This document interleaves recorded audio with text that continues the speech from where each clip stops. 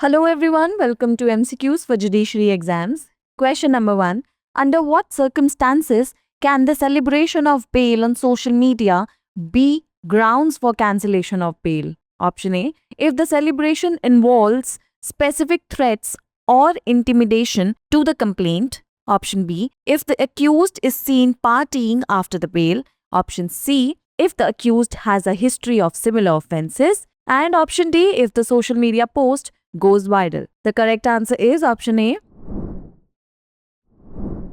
The court clarified that merely celebrating the release of bail on social media, such as posting videos or status messages, cannot lead to the cancellation of bail unless it invokes specific threats or intimidation to the complainant. This was upheld in the case of Zafir Alam versus State of NCT of Delhi and another.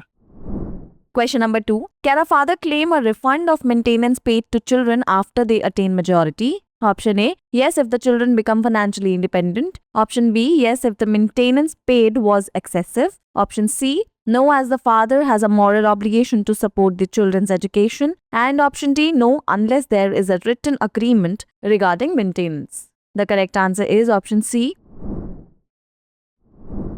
The Himachal Pradesh High Court, in the case of Rishita Kapoor and another versus Vijay Kapoor and another, clarified that a father cannot seek a refund of maintenance paid to children after they attain majority. This is because the father has a moral duty to support the children's education and maintenance is not refundable under such circumstances. The court also emphasized that maintenance under Section 125 of the CRPC is available only until the child attains majority, except in cases of physical or mental disability. Question number 3. The Code of Civil Procedure recognizes option A. Preliminary degree, option B. Final degree, option C. Partly preliminary and partly final, and option D. All these. The correct answer is option D.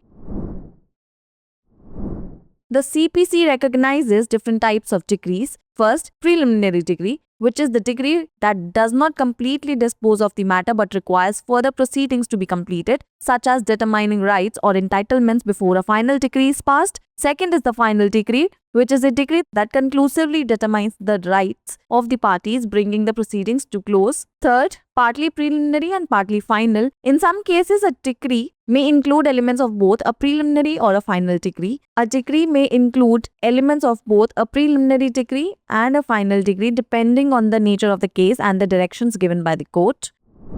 Question number 4. When was the Constitution of India adopted? Option A. 26th of January 1950. Option B. 15th of August 1947. Option C. 15th of August 1950. And option D. 26th of November 1949. The correct answer is option D. The Constitution of India was adopted on 26th of November 1949 by the Constituent Assembly. While it was adopted on this date, it officially got into effect and was implemented later on 26th of January 1950.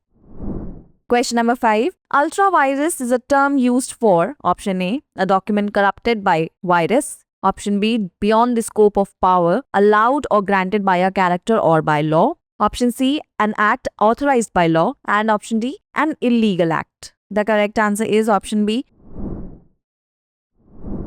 Ultra-vires is a Latin term that translates to beyond the powers. In a legal context, it refers to an action taken by a corporation, government body, or other entity that exceeds the legal authority granted to it by its character, constitution, or enabling statute.